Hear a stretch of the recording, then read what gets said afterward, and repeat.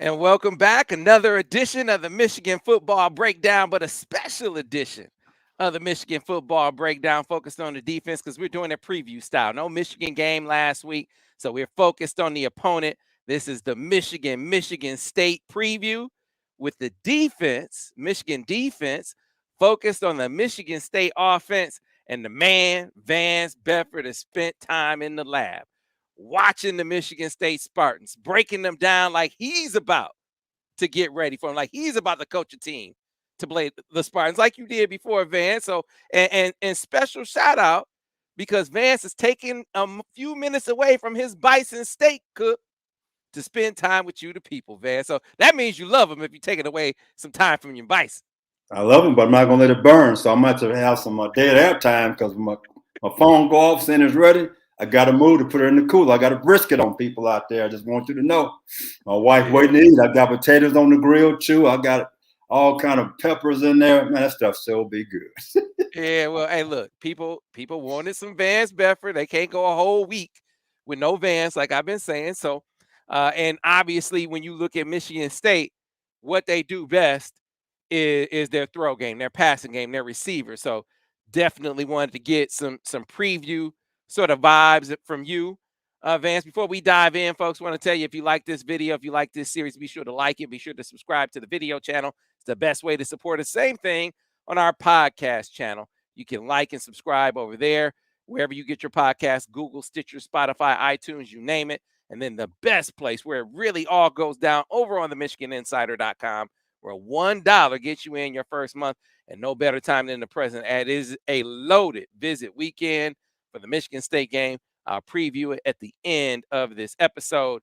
But Vance, before we dive into what you've noticed about Michigan State watching the film from this year, take me back to your days coaching at Michigan, coaching Charles against the Spartans, and then when you came back in '07 coaching against the Spartans. What do you remember about this series?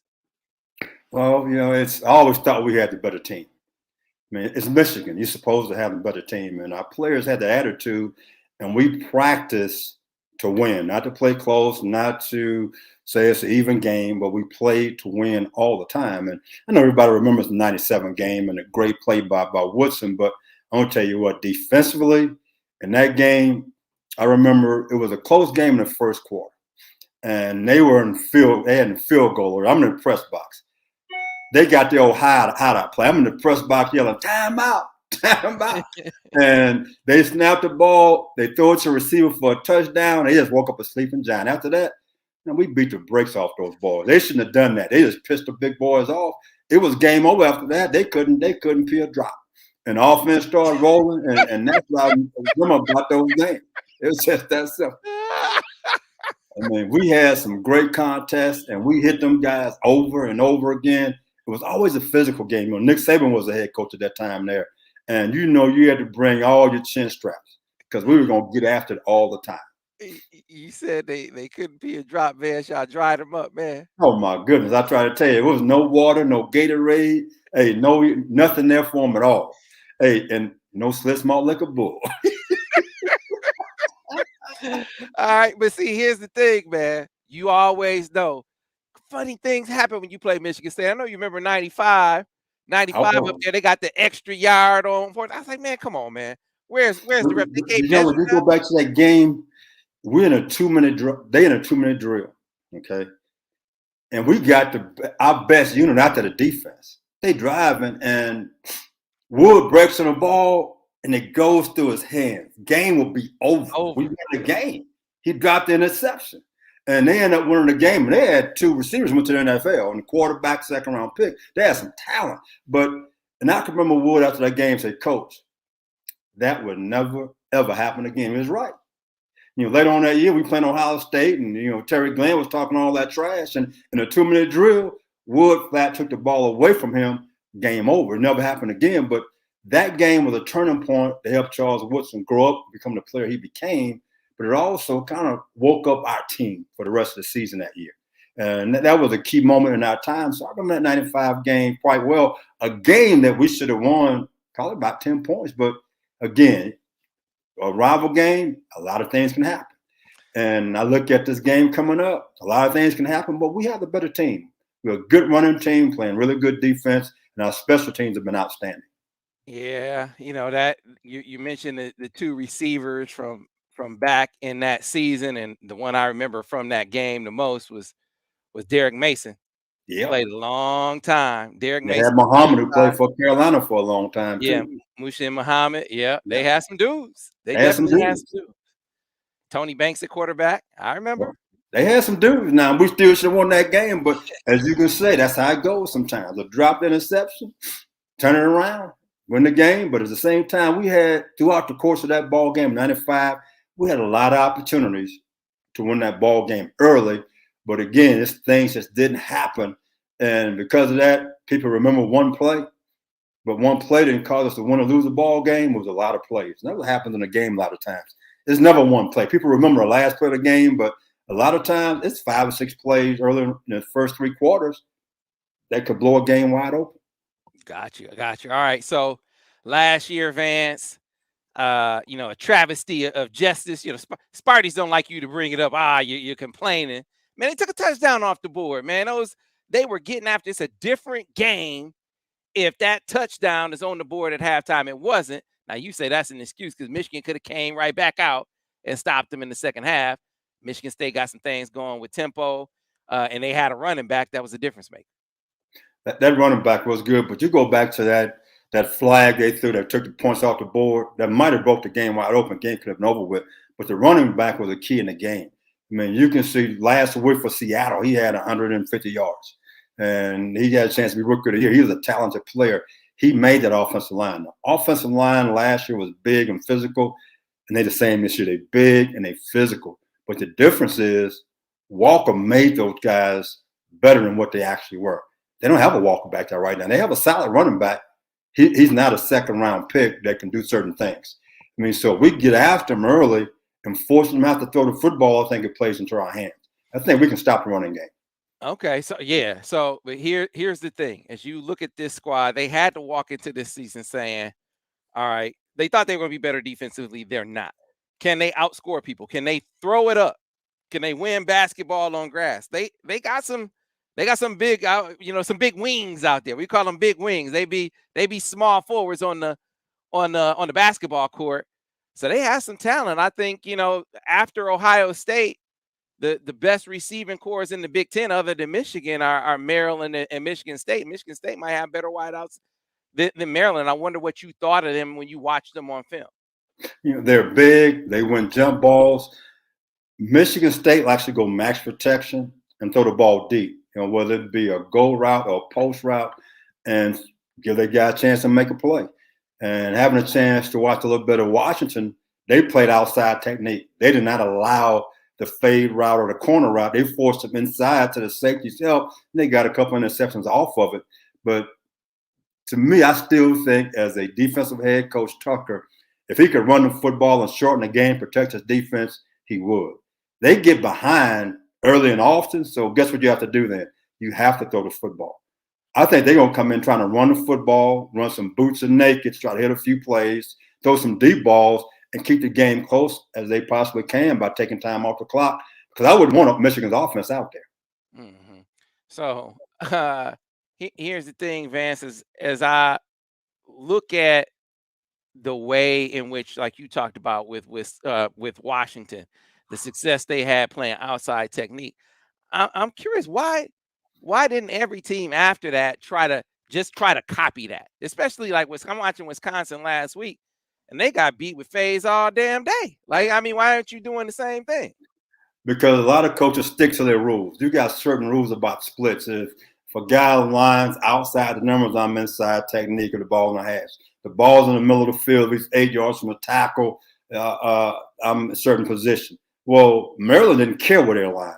They said, we're going to take certain plays away, and that's what they did. But if you stick by your basic split rules that defensive backs coaches have, it's going to get you in trouble. If I'm playing these guys, I'm playing outside technique.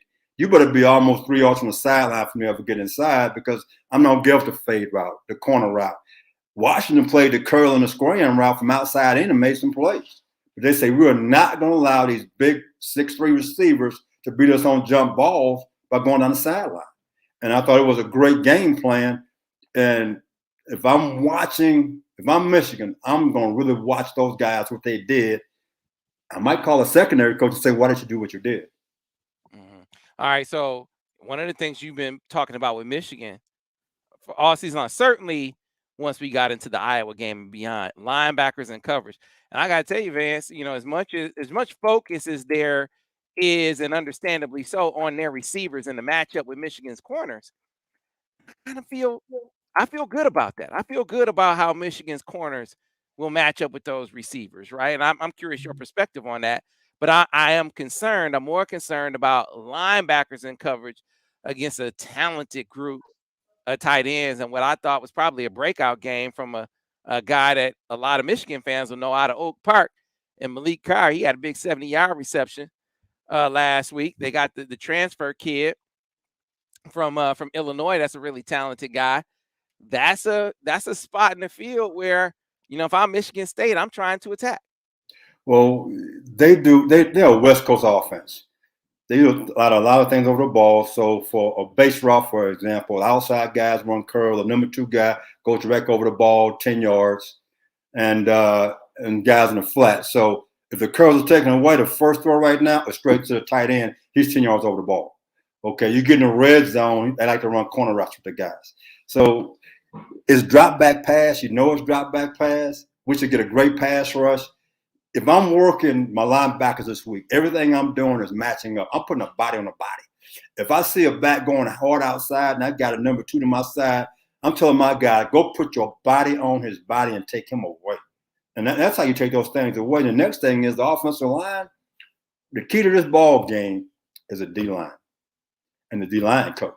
Because if they did a great job of watching Michigan State's offensive line, there are a lot of things that tell you what's going on. If both tackles are standing up in a 3-point stance, it's a pass. They should be teeing off.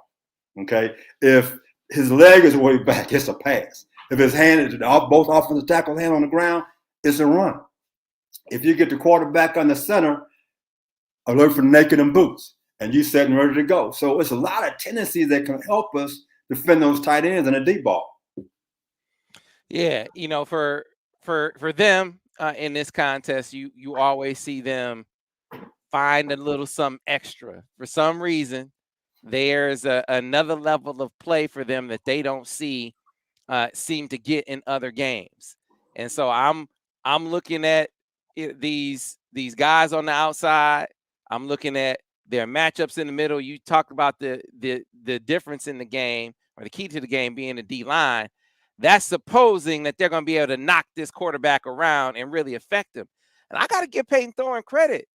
Vance, he's gotten the hell beat out of him all season long, it seems. And that dude doesn't seem to be rattled. It doesn't seem like the pressure, the hits have gotten in his head. I mean, it might prevent him from throwing the football, but it doesn't seem to be in his head. Like he's not out there seeing ghosts, I guess is what I'm saying. Yeah, I like his demeanor. You're right. He is tough. And he's more athletic than what you think he is. They run some zone replays. I mean, so he'll pull that ball off the zone play and take off on you. Or he can buy time with his legs and scramble out of a pocket. They do a lot of things to get him on the edge. A lot of boots and naked so he can use his athletic ability. So he takes some hits, but he knows how to buy time and throw the ball down the football field. He is a tough kid. But I think if we get after him early and get his feet a little bit antsy like Washington did, I think we can rattle his cage and he'll throw the ball to us. He has been known to throw the ball in the coverage. Mm-hmm. He's saying, my guy can make a play. And he's going to throw one up for grabs. And the biggest thing is, do we have ball hawks in the secondary? Can they go up to the highest point like playing basketball and take it off the rim? If they can do that, we'll be okay. We should finish this game with 2, maybe 3 interceptions. And we can attack the ball at its highest point. So I feel real good about it because I trust my D-line right now. All right, so let's get into the question, a repeat of the question I asked last week because people really seem to like that. I said, hey, all right, game plan, Vance. You sort of just leaned into it a little bit, but game plan, your Michigan defense. You know your strengths. You know what you do well. You know their weaknesses. So give me your defensive game plan going against Michigan State if you're coordinating the Michigan defense. First play of the game, I'm blitzing. I'm coming off the edge right now. I'm moving. Michigan State's offensive line don't handle movement. I'm coming up from the field, from the boundary, then I'm coming vertical. I'm going to give them one look, like I'm playing cover three, I'm rolling a quarter, half, which Michigan already does. So I'm going to keep them off balance. I'm going to make the offensive line be concerned about what I have to do to block those guys. If I can get him in second and long is a big screen down. It's a big screen down and quarterback draw. If they have a motion to empty, I'm ready right now. I say if it's not quarterback draw, it's going to be a screen to one of receivers. I know that right now. So right now, I got a stunt on. I'm playing for quarterback draw. I got a defensive end right now thinking I'm dropping for the receiver to come back in on the break screen inside. I have certain things they do. They want to check for a sideline and do certain plays. I'm going to check with them by what I see by formation. The next thing is last year we had some problems with up-tempo versus Michigan State. Sam, guess what they're still doing? When they come to the line real fast, they're running the ball right now real fast, trying to get you off balance. If it's 4th down and 2, and they break the huddle fast, they run an inside zone. 3rd down and 2, they run an inside zone. If it's 3rd and 8 and the quarterback under center, it is not a run, it's a pass. Let's go. Be thinking about the situation. So some things that they're doing, I'm moving in front. I'm coming off both edges. My biggest thing is this, Sam. I want the quarterback not to be able to scramble to his right and run the boot to his right. So a lot of my blitzes going to be coming from the defensive left, the quarterback's right hand, because he has struggled trying to throw the ball, scrambling back to his left, or throwing the boots to his left side. So I'm taking certain things away, and I'm playing outside technique on those big receivers. If you're going to beat me, you're going to beat me by throwing the ball inside at my linebackers. But I'm taking away. I'm like Washington. I'm not going to give you a chance. And my front, we should get 6 tackle for losses, 4 quarterback sacks this game. As a defensive coordinator, I'm with the D-line all week long saying, this is your game. I said, watch this guy right now. Watch when he get in the stance. What should you do? What's your favorite pass rush move? Are we going to run an edge stunt? In first, 3 technique step, wrap around. Washington did that. They made a bunch of plays off of that. So I'm turning my dogs loose this week. I mean, hey, man, you guys been begging for me to turn you guys loose. They say, who let the dogs out? Coach B let the dogs out. So we having a blast, baby. Let's roll. All right, so Vance, let's go to the other side, right? You're Michigan State. You sort of went into this. Now you're Michigan State. You know they're challenged defensively. I went over this with boys, just like, man, look, they got some decisions to make, right? Michigan's better than you. You know that coming in the door. Yeah. Their offense is better than your defense. So how do you give yourself a chance in this game? Give your offense a chance to win the game for you. Because if you're going to win it, your quarterback, your receivers, they got to win it. So we got to get some stops. I'm saying never coordinated the game. So you tell me if I'm wrong. I got to come in this game. I got to stop the run. I'm going to sell out to stop the run. And I'm going to see if this young quarterback can beat me. Does that make sense to you? Do you think that's the approach they're going to take? And if so, how would you do it? How would you defend Michigan's run game? I'm gonna have run stunts. I'm moving in front. I'm blitzing off the edge of my linebackers. I'm playing a lot of man to man. I'm gonna make JJ beat me in the pocket. I'm not gonna let him run boots and nakeds. I'm gonna keep him in the pocket. See, can he throw the football from the pocket? I'm gonna be moving in front, but I'm gonna be blitzing to the side of the back. In other words, my linebacker to that side, he blitzing off the edge to hit that quarterback right now or hit that dive. So I'm gonna take your running back away. I'm going to get in bare front. Man, I'm going to have a 0. I'm covering both guards, and I got 2 guys outside. And again, I'm giving a double eagle look, the bear look, and I'll be moving those guys all the time. I'm going to try to confuse the offensive line, number 1 for their run blocking, and number 2 for their pass protection. And I'm going to come at you the whole time. If I can get you in 3rd and long, I'm going to show you blitz on drop 8. I'm going to show you blitz. I'm going to come. I'm going to play some cover 2. I'm going to play some cover 2 man and just rush 3 and spot a quarterback. So I'm going to do different things to attack what you're doing to stop your run first and now force you to have to throw the football with JJ sitting in the pocket. Yeah, man. I watched this squad and I asked Borges, I mean, how can you not improve any? And that's basically when I look at their pass coverage, their defense. How can you not improve any? Relatively speaking, they were in like the 120s, right? In pass defense, they're number 111, Vance, this year. I mean, it's practically no improvement. And Borges said he noticed something watching them. He said, man, they were running different coverages every game. He said they're mostly a a match quarters team Mm-hmm. mostly, but they don't do that. They don't do it enough to be really really good at it. And I'm curious, Vance, have you? I mean, how multiple did you ever get defensively? I mean, when I asked you about pattern matching versus spot dropping, and I mean, how varied did you try to be when you coach defense at the college level? I was multiple, but everything had carryover. For example, let's say like Michigan, they rush five, drop three after each zone. So the three guys underneath, they match up on the inside guys. When you go to quarters, those three guys already know what to do because guess what they've done in Mm. the 3-5 on their match. So when you go to quarters, it's the same technique, except now you got an extra guy in coverage, so we still match up and the corners compress. So a lot of the things I did had carryover. And I learned this from the Pittsburgh Steelers. The key thing he always said was this: same ass, same ass. So this defense is same as that. It's a different call, but you're doing the same as you did in this previous defense. So we were multiple, but yet we were simple. And I was one of these guys like this. If they didn't do it well in practice, they didn't get called in the game. And I Yeah. went to a game plan, so I'm going to take certain things away by the defenses that we're playing, the coverages we're playing. If I didn't like it, it got kicked out. And I think right now, if Michigan State had 2 weeks to get ready for Michigan, you're going to see a heavy dose of probably press quarters match. And the mistakes is sitting 9 yards deep, flat-footed, playing heavy run, trying to get to a 8-man front.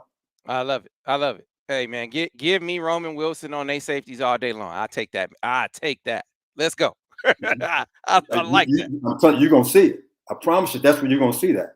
They're going to find ways to stop the run. They're going to say, JJ, if you can beat us throwing the football, then we're supposed to lose. But we're not going to let you rush for 150 yards or beat us when it's ball game. We're not going to let that happen. I mean, so you go into a ball game to take something away. You take away the run and take away JJ from getting out of the pocket and see what happens. Yeah, man. I guess the reason why I asked that question is I wonder what you think their approach is going to be here with 2 weeks to prepare. Their approach to this point has been, and I give them this. They've had some key guys injured. Slade up front gave Michigan hell last year. Xavier Henderson is a ball player. They got a couple guys on that squad that I think have a chance to play at the next level. But their answer to their missing pieces or their lack of improvement was just to have them do more stuff. I mean, they keep throwing more stuff at them. And I mean, if they weren't doing well with the stuff you already gave them, what makes you think giving them more is going to make them better? So what do you think their approach is going to be coming out of the bye? They've had 2 weeks to prepare. Do they just do what they've been doing and give them more? Or do you think they pare it down and simplify it for them heading into this game? They're going to pare it down. They're going to simplify it. And as you said, they're getting some guys back. When you talk about, for example, a team being 100+ in pass defense, so it's not just a back seven. That means they have no pass rush. Mm-hmm. That all goes hand in hand. People look at one group. It's like if somebody's running the ball for 150 yards a game, it's not just the front.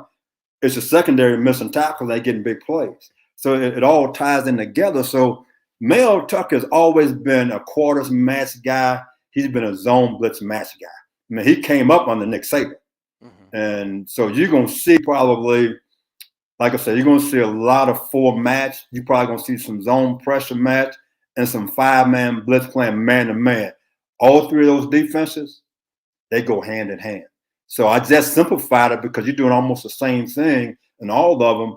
And at the same time, it gives me a chance to be aggressive based on what you're doing. Because, like if I'm playing Michigan right now, I'm blitzing. As soon as you go to 12 personnel, 2 tight ends, 2 wide receivers, you get some heat. And I know it might be 50-50 run pass. I care less. You're finna get some heat. I'm gonna get you out of that front. So as soon as you go to 12, we coming out of the kitchen sink, man. Come out the stands, come out the press box, popcorn on the 50-yard line. We coming to get you because that formation there is going to be run or it's going to be boot. So therefore, I'm going to attack that particular formation because of what you're doing. And with 2 weeks to get ready for it, I think you're going to see you're going to see four match. You're going to see a zone blitz 3 match and man-to-man blitz. That's what you're going to see in this game.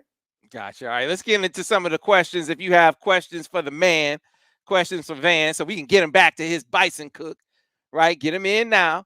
and I'll start firing them at Vance Bedford right now. So the first one from Mark Mikowski, who's back, had some great questions for Al earlier. He said, Vance, what's the best matchup advantage Michigan has on versus MSU on when MSU is on defense? What's the what's the best matchup they have when Michigan's on defense versus MSU's offense?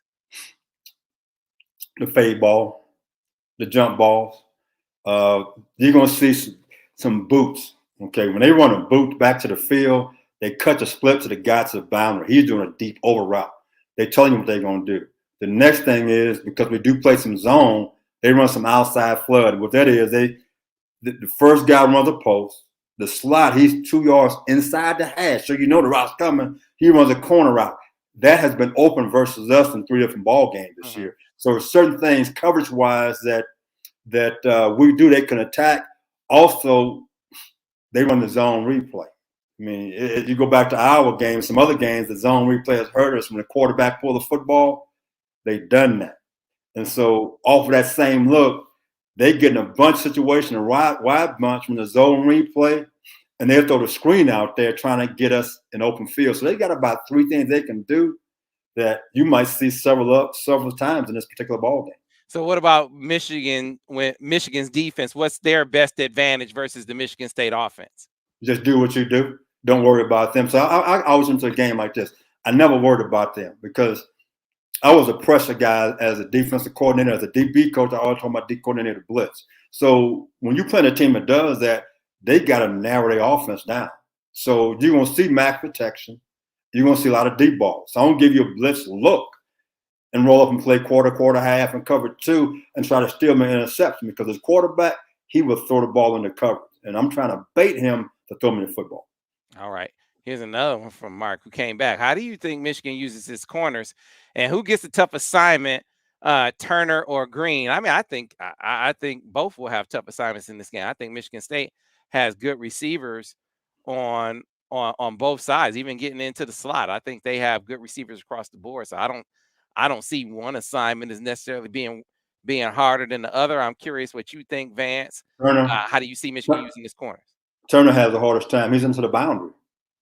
There are a lot of the fade routes and post patterns that go from the receiver to the boundary. So the matchup, they're going to test him because, again, you into the boundary, where's the shortest throw? That is it. So he's going to probably get more fade balls. The longest throws to the field, a safety got a chance to get over the top and make that play.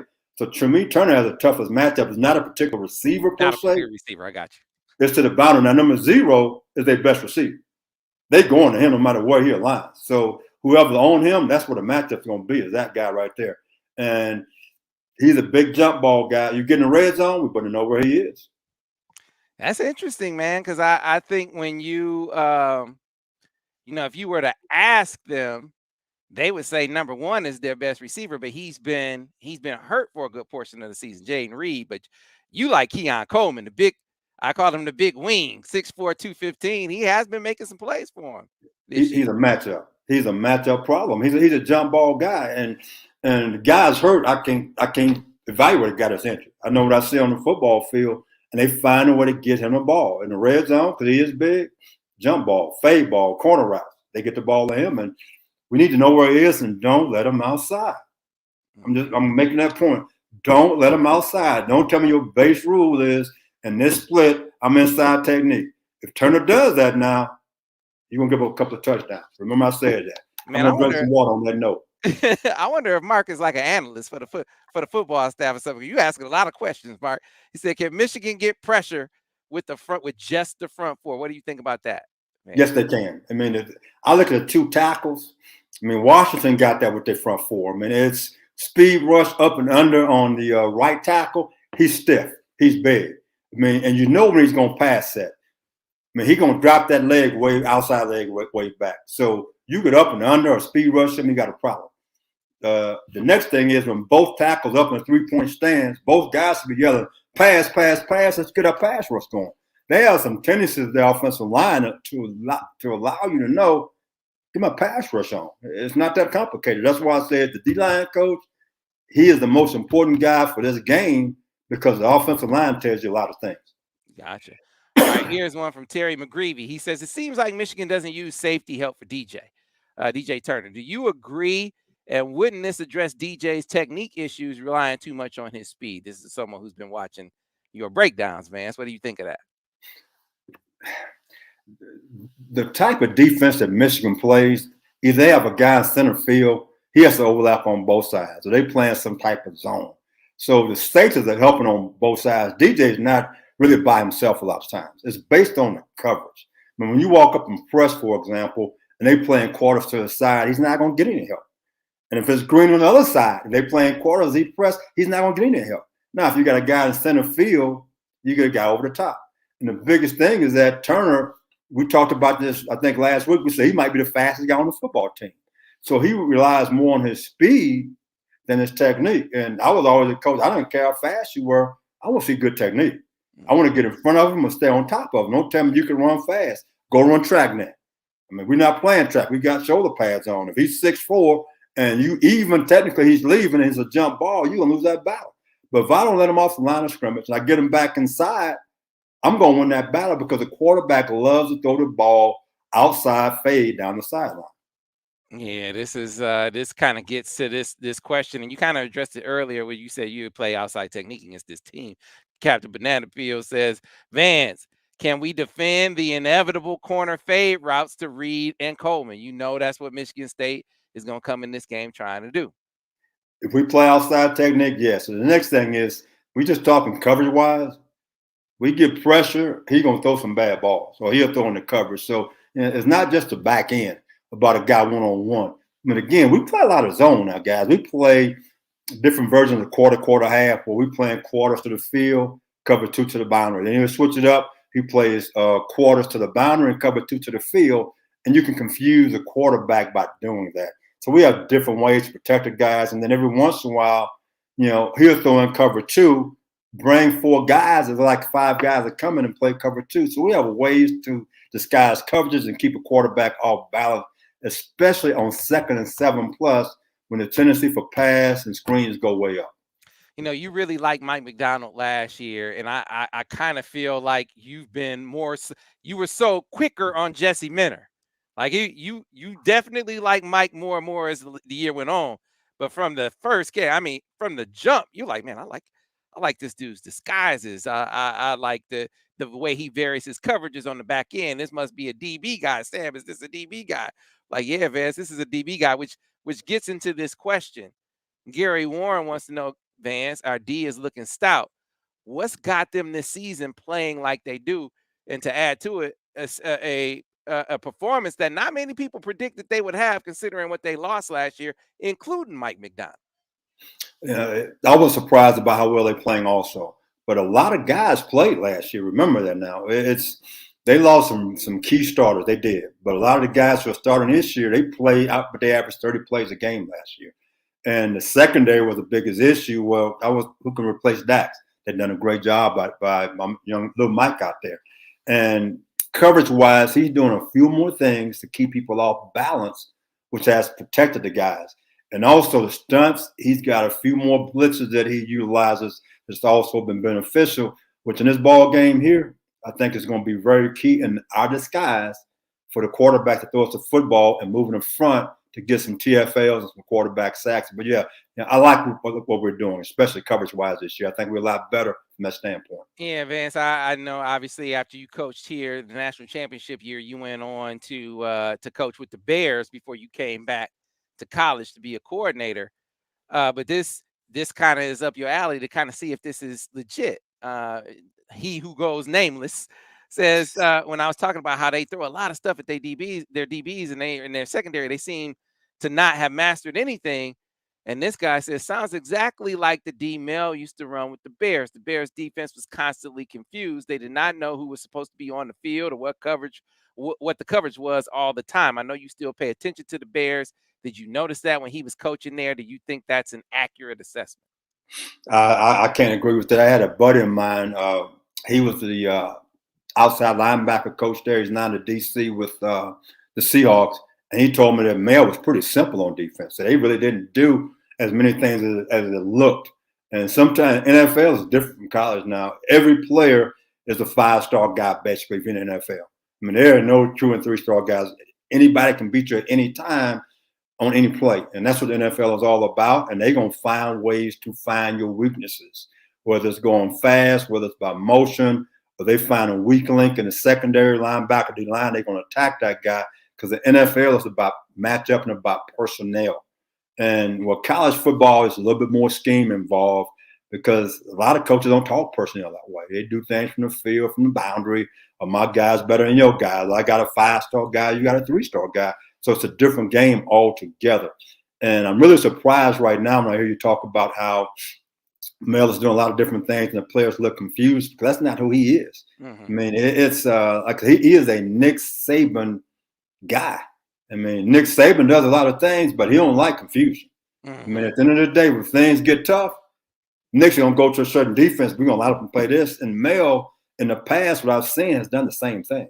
Mm-hmm. So it's kind of baffling to hear that he's doing a lot of different things and the players look confused right now. Yeah. I mean, that was the thing that he was most surprised by. He was like, hey, man, if I'm struggling like they're struggling, he said, I haven't coordinated defense, but I wouldn't be trying to do as much as they're doing. And he said, man, I see them doing different things all the time, seeing them trying to solve their problems with scheme, with sophistication. And he said, that seems to be compounding the issue. I don't know if that's a coaching thing or if that's a player thing, and it's really not as. That's a $9.5 million thing. That's what that is.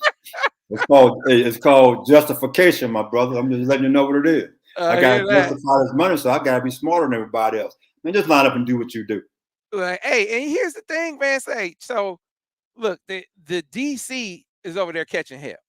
Hazleton. I mean, everybody's on his back. Defense is bad. Last I checked, Mel Tucker coaching the DBs. That's the weakest part of the defense. So who's it on? Is it on the coordinator? Or is it on the DB coach at this point if the DBs are the weak link?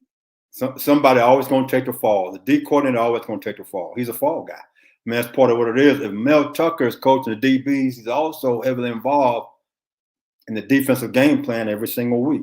He's heavily involved in play calling on game day. He don't just sit on the side, be a head coach, don't get involved. It's not a doubt in my mind that if he's not calling the defense on game day, he's heavily involved in calling the defense, making great suggestions. When a head coach makes suggestions, you run that particular call. Mm-hmm. All right, so here's one. This one is shout out to you. Said Alex Hooker says, Vance, no free releases. Is that an edict? Is that what you're telling your corners as they get in this game? Hey, if they get a free release, he's gonna be going inside to the safeties, but he's not gonna have a free release going outside. I'm not playing with my back to the ball with a receiver that's 6'4" and a jump ball. You're not gonna win that battle. We don't want to get in that particular situation. I'm just saying that we don't. We do not want to get in that situation. And on that note, the next thing to be aware of is the slot when he cuts his split. He does a deep over route. We had issues with that versus Maryland. It's going to show up again in our ball game. There's certain weaknesses in our defense. We're going to see fade ball and deep over routes. Be ready for that. All right, here's one especially for you. Johnny Floyd says, who on defense do you see getting that Texas Pete's hot sauce player of the game, Vance? Man, you know I like my man Big Mike number 90. He going to be my MVP in this game. To me, I don't say they can block him. If he's on his best game, they can't handle him. Not those two tackles. They don't have a chance. See, a lot of times, their offensive line, they go full slide. So that means the backside guy is one-on-one. So if I'm playing against us, I'm sliding Big Mike. I am. I mean, I'm going to have two guys on him. So that means the guy who opposite him should have a field day. Now, if they don't do that, man, Big Mike, he's going to be eating good all week long. It's going to, like I said, he's good for 3 sacks. They block him one-on-one. He's good for 3 sacks in this game. Yeah, I mean, you got some people still talking about little Mike, though. Say, what about Mikey Sainris still in this game? Is a huge asset. You think, what about Mikey in this contest? Well, you know, I like little Mike. He has me sold. I'm sold on little Mike. I mean, one-on-one with the guy in the slot, I think it's a good matchup that I think Mike, he's so quick. I think he'll take full advantage of that. I think if they try to work on him one-on-one, if he's on his P's and Q's, he'll make some plays. And for Mike, to me in this game, now the biggest thing for him is to be aware of the split number 2. The second thing is anytime they come up in a wide cluster, I mean, they're really wide. If he's a nickelback, walk up on the point because it's a big wide receiver screen play right now. He has to get off the block of that tight end. So he's going to be very crucial in certain plays in this ball game. So he's got to play big for us also. All right, is that your alarm, Vance? Is that your bison Oh, alarm? my wife already got it in the cooler. The brisket's in the cooler, the potato's still cooking, brother. Mrs. Bedford, you A1 over there. Mrs. Oh, hey, Bedford. and she got to eat too. Now we both got to eat. Hey, I don't want to be leather. I got to put on my car outside. I have good tires already. All right, here's one from Mark. He's back. He said, "How do you think the D tackles will hold up against Michigan State in the run game?" I think we'll do fine. I think the quicker our linebackers fill the gaps, the quicker the double teams will get off because they like to run the inside zone more than the zone read play. I mean, they want to double our down guys and climb to the backers. Our backers got to pull the trigger real fast. The next thing is I'm hoping that we move the front early. You know, the first two ball games, we were bringing nickel Sam off the edge and angle in the front. I think that'll be big in this ball game because it's movement. And anytime you have that type of movement, it frees up our down inside guys to be one-on-one blocks and play in the backfield. So I think if we do that, those guys will have a good game for us. All right, Evan Corson says, "Does the team practice like normal on a bye week or mostly walkthroughs? How did you handle bye weeks? Both teams are coming off a bye, so how did you handle that, You Vance?" know, it's based on the head coach. It's also a big recruiting weekend for us, as week for coaches to go on the road. So you might practice 4 days with a skeleton crew, and this could be more team, more 7-on-7, those type of things. And so you might practice 3 or 4 days, and the guys might have a long weekend. And normally you have a Monday off, where you come back on Monday and start getting ready for the next week. I mean, so it's a 3 to 4 day practice and give the guys some time to heal because the assistant coach is going to hit the road recruiting. I sort of touched on this a little bit already, but specific question from Alex Hooker. Vance, I'm concerned about our linebackers in pass coverage. Have you seen any improvement, or did you see any improvement in the Penn State game, and what can be done going forward? Having an open week is a great week for that.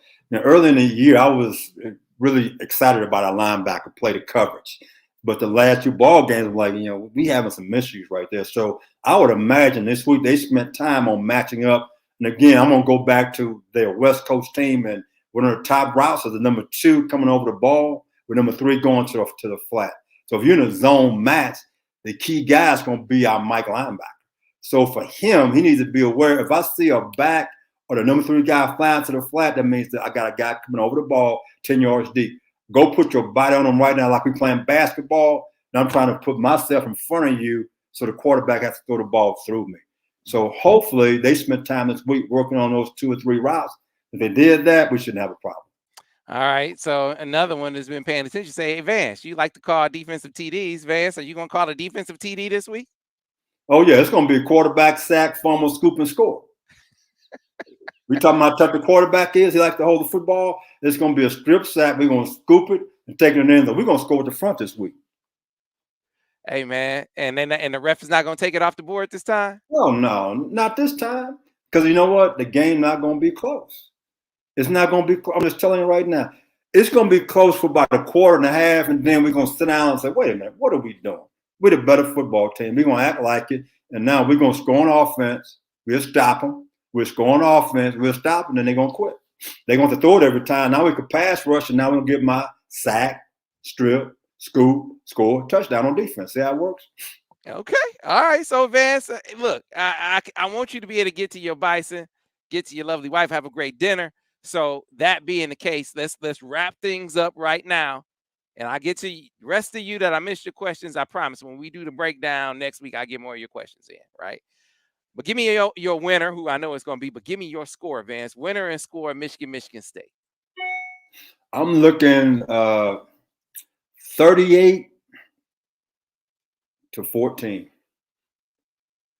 Don't ask me who it is. Who do you think it is? You see a blowout. They're going to blow them out. It's going to be close. It's going to be close for a quarter and a half. Then after that, it's time to roll. So the first quarter is going to be a battle. Second quarter, we're going to figure it out. Then it's going to be, hey, it's the metal to the pedal. I mean, we're talking about a tortoise and a hare. This tortoise here, he's not catching his hair. We rolling, baby. Okay. All right, well, Vance, we got you down. Folks, again, you like this video, these breakdowns, be sure to like the video. Be sure to subscribe to the channel. That way you'll get a notification every time we do another one. Monday Morning Quarterback will be back next week. Devin was out this week, busy all over the country between Bally's and Fox. He'll be back next week doing his breakdown. So will Vance and Al. And we think we're going to be detailing a Michigan victory. You can also check us out on our podcast page, wherever you get your podcast, Google, Stitcher, Spotify, iTunes, you name it. And of course, as I said, where it all really goes down is over at the MichiganInsider.com. $1 gets you in your first month. Loaded visit weekend, 5-star Jaden Davis going to be on campus. We're going to be talking about that in the Recruiting Insider podcast. So be on the lookout for that tomorrow. 5-star defensive lineman Justin Scott supposed to be in the house. You got two top 247 offensive linemen from out west supposed to be in the house, and many, many more. So we'll be breaking that down over on the MichiganInsider.com. Like I said, $1 gets you in your first month. Once you get hooked to your subscription, you also will, and become a full paying subscriber, then you also get your access to Paramount Plus. It is an outstanding deal. You can't beat it. In the meantime, in between time, be sure to stay tuned for the next edition of the Michigan Football Breakdown, focused on the defense with Vance Bedford. We'll see you next time. Go Blue.